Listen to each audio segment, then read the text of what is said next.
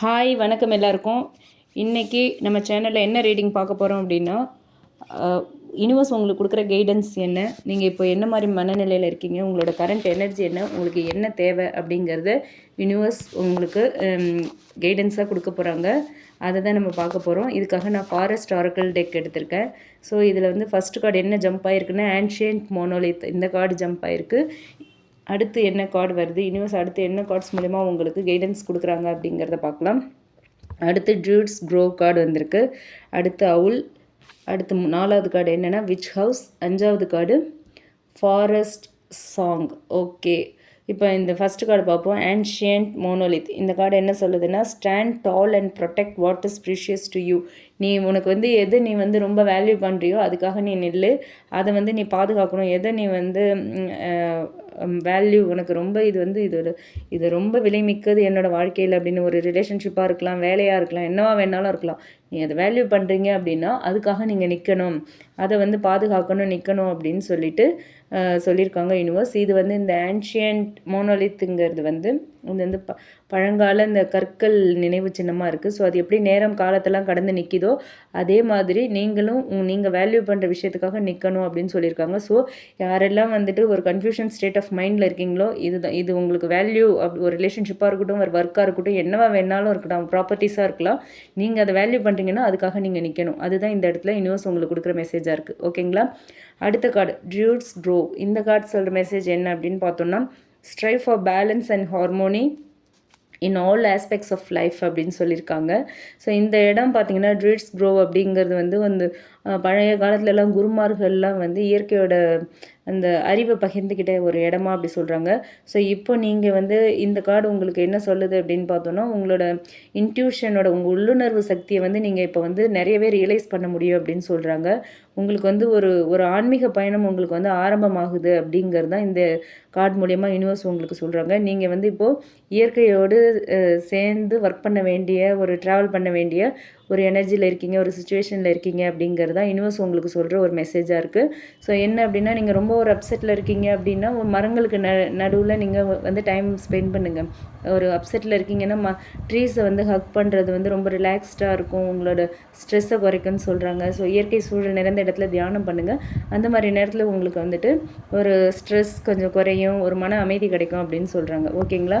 அடுத்து தேர்ட் என்னன்னு பார்த்தோம்னா அவுல் வந்திருக்கு. ஆந்தையை வந்து நம்ம இருட்டில் கூட ஆந்தையோட பார்வை வந்து ரொம்ப ஷார்ப்பாக இருக்கும்.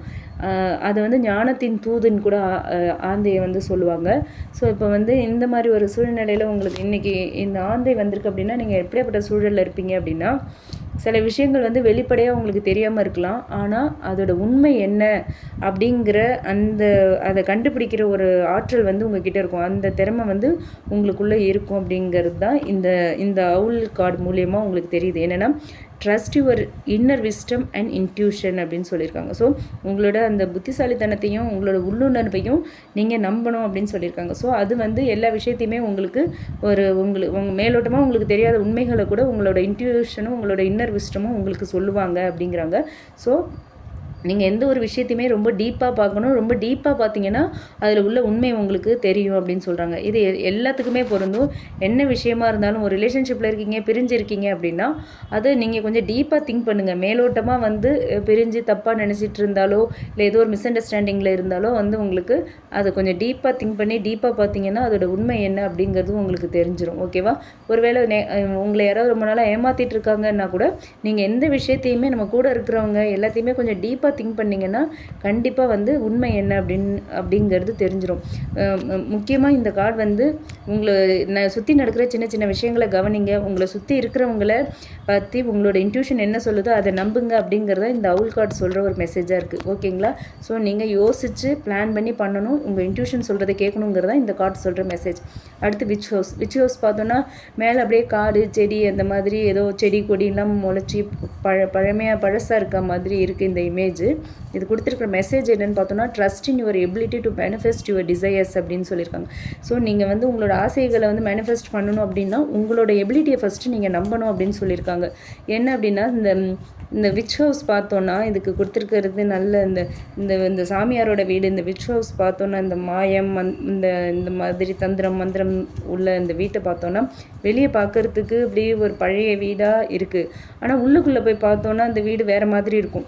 உள்ள நல்ல ஒரு மேஜிக், ஒரு அதிர்ஷ்டம் நிறைஞ்ச ஒரு இடமா இருக்கும். ஸோ அந்த மாதிரி தான் நீங்கள் வந்து ஒரு விஷயத்தை வெளியே இருந்து பார்க்கும்போதே ஒரு உங்களுக்குள்ளே இருக்கிற ஒரு நெகட்டிவ் வைப்ஸ் எல்லாம் நீங்கள் வெளியே போட வேண்டிய ஒரு நேரம் இருக்குது. அதிலேருந்து நீங்கள் வெளியே வர வேண்டிய ஒரு சிச்சுவேஷன் அப்படிங்கிறது தான் இந்த கார்டு சொல்கிற ஒரு மெசேஜாக இருக்குது. நீங்கள் உங்கள் லைஃப்பில் வந்து ஒரு மாற்றம் ஏற்படுற ஒரு முக்கியமான மாற்றம் ஏற்பட போகுது அப்படிங்கிறது தான் இந்த கார்டு சொல்கிற ஒரு மெசேஜாக இருக்குது. அடுத்து ஃபாரஸ்ட் சாங். இந்த கார்டு என்ன சொல்லுன்னா, நர்ச்சரி ஒரு inner child with love and compassion. Okay, நீங்கள் வந்து உங்கள் உள்ளுக்குள்ளே உங்கள் உள்குரல், உங்கள் மனசு சொல்கிறத நீங்கள் கேட்கணும், அன்போடு கேட்கணும், இரக்கத்தோடு கேட்கணும் அப்படின்றாங்க. ஸோ இந்த கார்டு சொல்கிற விஷயம் என்ன அப்படின்னு பார்த்தோன்னா, உங்களுக்கு மட்டுமே ஒரு குரல் கேட்டுட்ருக்கோம். உங்கள் இன்ட்யூஷன் சொல்லும். அந்த விஷயத்த நீங்கள் வந்து அந்த இன்ட்யூஷன் சொல்கிற அந்த உணர்வுகள், உங்களோட கனவுகள், இது எல்லாத்தையுமே உங்களுக்கு வர்றது எல்லாத்தையுமே நீங்கள் கொஞ்சம் டீப்பாக பார்க்கணும். அதை நீங்கள் காது கொடுத்து கேட்கணும். அதை டீப்பாக திங்க் பண்ணி அதை வந்து நீங்கள் என்ன அப்படிங்கிறத தெரிஞ்சுக்கணும் அப்படிங்கிறது தான் இந்த கார்டு சொல்கிற ஒரு மெசேஜாக இருக்குது. ஓகேங்களா? ஸோ இப்போ வந்து உங்களோட சிச்சுவேஷன் எப்படின்னா, இந்த 5 கார்டுமே வந்து நீங்கள் ஒரு ஆன்மீக பாதையில் போகணும் அப்படிங்கிறது தான் சொல்லுது. ஓகேங்களா? இந்த ரீடிங் உங்களுக்கு பிடிச்சிருந்ததுன்னா லைக் பண்ணுங்கள், கமெண்ட் பண்ணுங்கள். நீங்கள் என்ன மாதிரி சிச்சுவேஷனில் இருக்கீங்க அப்படிங்கிறதையும் நம்ம கமெண்ட் பாக்ஸில் சொல்லுங்கள். மறக்காமல் நம்ம சேனலை சப்ஸ்கிரைப் பண்ணுங்கள். தேங்க்யூ.